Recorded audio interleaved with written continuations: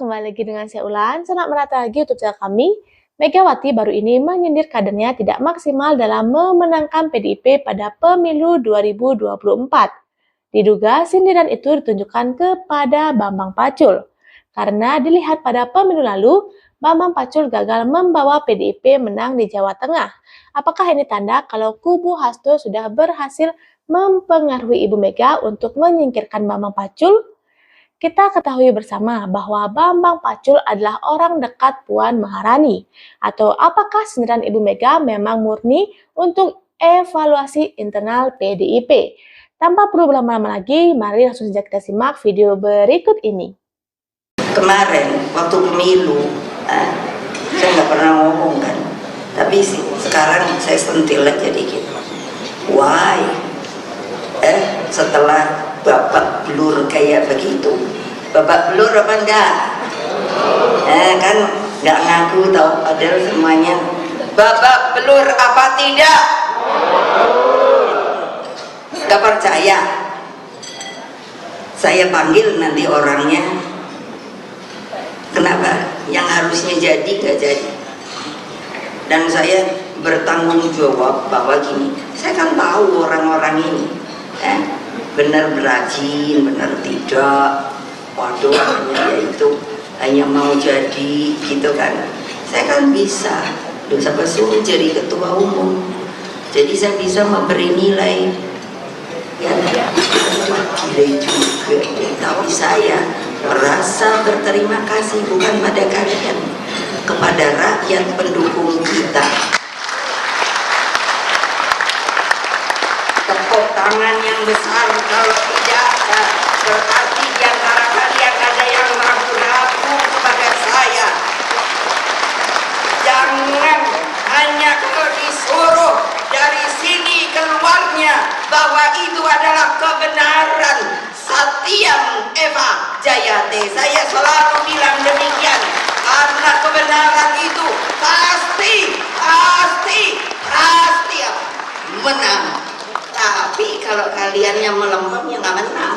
Pak Pacul yang mengaku dan mengidentifikasi dirinya sebagai seorang kesatria, malah beliau yang paling lantang dituduh berkhianat. Padahal kan itu dia salah satu hal yang paling celah dalam hidup seorang kesatria kan pengkhianatan kan. Ya itu dia.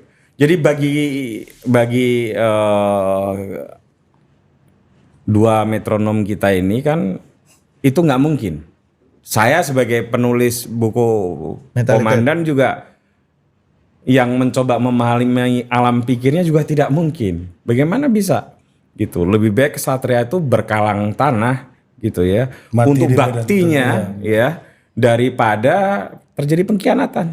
Mati syahid ini lebih penting daripada iya betul. Kan? Iya. Jadi bahkan di dalam kan sering itu beliau kan suka sekali mengambil contoh-contoh orang yang di dalam pewayangan yang dalam situasi yang sangat sulit pilihan-pilihannya. Ya akhirnya kesetiaan itu di atas segalanya. Bagaimana bisa seorang Bambang Pacul yang punya filosofi seperti itu akan melakukan hal-hal yang dituduhkan. Saya kira itu ada dua kemungkinannya ya. Selain keplok ora tombo itu, ya tidak memahami alam pikir seorang Pacul. Seorang komandan Pacul ya, atau Pak Bambang Wuryanto. Nah, tapi ini bisa nggak saya bilang gini, karena mereka tahu yang dibenci oleh kesatria itu adalah dituduh pengkhianat, makanya isunya dijadikan Bambang Pacul pengkhianat karena itu membuat dia sakit hati dan membuat dia marah, out of control gitu. Oh, karena orang marah itu lebih mungkin untuk out of control, lebih rasional gitu. Bisa jadi seperti itu ada. Kalau kita ngomong kemungkinan ada ya. Tapi kemungkinan yang lain saya kira yang lebih baik dari analisis itu adalah, atau menurut saya yang lebih tepat dari analisis itu adalah sasaran tembak paling mudah memang Pak Bambang Pacul. Kenapa? Satu, beliau memang seorang panglima tempur, ya. Dua, seolah-olah reborn kembali sehingga dapat exposure yang gede. Terutama setelah kenal Adinda berdua ini kan. Setelah dibikin bukunya sama Enggak Mas dong, Putut, ya ini kan? buku ngikut-ngikut aja. Ya, harus diakui Pak Pacul ini kan ya, Anda berdua ini ikutlah. Ya intinya Pak Pacul dari gua yang dalam Iya. muncul ke permukaan. Betul, dan dengan apa ya, artikulasinya yang memikat gitu ya, sehingga dia jadi orang yang mudah sekali untuk di sasaran yang jelas gitu. Iya kan? Oh ya, dan di kubu Puan yang semencolok Pak Pacul nggak ada. Ini Nggak kayak- ada. Ini teori Nggak gajah di tengah ruangan aja kan. Betul. Kalau orang betul, kan kayak betul, elephant in the betul, room, betul. orang kan akan lihat si gajah iya, ini gitu. betul, Iya, betul. logik sih Mas. Kalau Iya, memang tadi Anda bilang ini pasti ada anasir dari dalam dan pasti ada anasir dari Ada luar. kemungkinan anasir Iya, dari yang- dalam atau dari Ini hubungan resiprokal. Iya, nih. resiprokal. Kenapa nggak Mbak Puan langsung? Kalau memang kenapa nggak Mbak Puan langsung yang Nggak berani yang bos, disasar? nggak berani lah bos. Oh, ini masalah berani nggak berani. Iya dong, harus panglimanya dulu yang ditikam kan, dilumpuhkan kan dalam sebuah pertempuran ini. Yang disikatkan komandan tempurnya dulu sebelum jenderalnya ini. Ya kan? Siapa yang wajahnya paling Puan kan? gitu Iya kan? betul. Dan memang panglima tempur, ya. Iya, Jadi itulah yang disikat duluan gitu. Sehingga untuk menyikat setelahnya itu lebih mudah kira-kira begitu ya. Iya. Tapi kan itu tidak sehat. Ngapain harus seperti itu? Iya. Gitu. Kan gini, manifestasi yang paling gampang untuk menuding Bambang Pacul bagian dari skenario tadi Iya. adalah kekalahan Ganjar di kandang Banteng di pemilu kemarin. Itu kan paling Iya. gampang lah. Iya. Bodoh-bodohannya itulah Iya. kita bisa tuduh. Gini. Anda itu masuk nggak kalau buat Gini. Anda? Pileg itu diselenggarakan bersama dengan Pilpres, oke? Orang Jawa itu ada yang namanya projo. Projo itu harga diri dalam sebuah teritori. Dan saya tahu persis, Pak Pacul ini orang yang sangat menjaga harga diri teritorinya. Makanya beliau ada istilah binatang teritori kan? Iya. Iya kan? Anda jangan ganggu-ganggu Jawa Tengah loh. Karena itu projo dia, itu harga diri beliau, gitu. Nah, bagaimana bisa itu dituduhkan kepada Pak Pacul? Dan PDI juga masih menang kan? Dan masih menang, masih menang. Yang kalah kan Ganjar. Iya.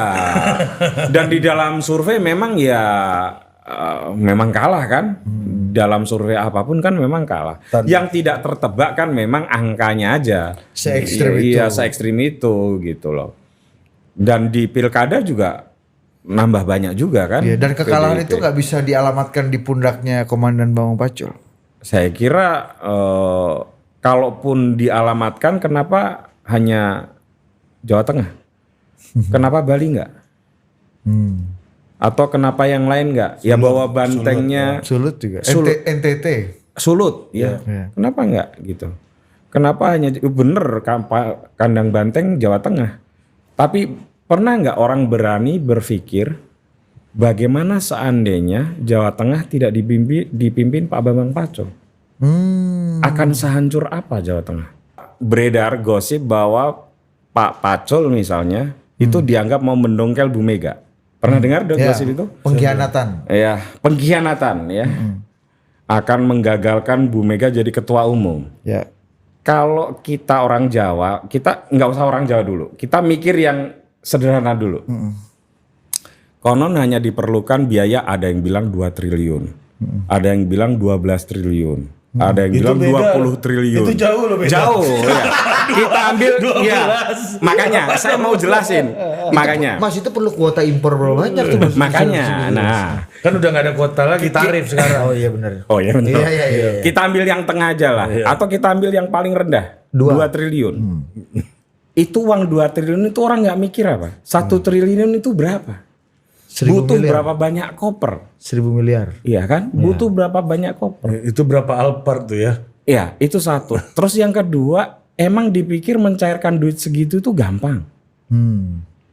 Ya, itu satu. Ya ini teknis ya. Teknis saja kita ngomong. Ini belum substantif. Belum. Kita levelnya sedikit-sedikit ini. Itu Ini membenahi logika, ini Iya, membenahi logika, seolah ya. yang disebut 2 triliun itu seolah-olah sama kayak 2 ekor kambing Iya. atau 2 ekor sapi gitu loh. Betul. Ini 2 triliun. Berarti isu Belum itu kalau memang 12 ada ya, triliun bos. Kita ini yang agak ngerti-ngerti duit sendiri. Iya. Orang kaya pun yang punya aset kekayaan puluhan triliun belum tentu uangnya ada 1 triliun Liquid. yang liquid. Anda kan mengelola hampir 2 triliun udah kan? Ya yang dituduhkan ini kalau 2 triliun. Anda. Saya. Iya kan? Ya, kok bisa? Siapa ini? Deket.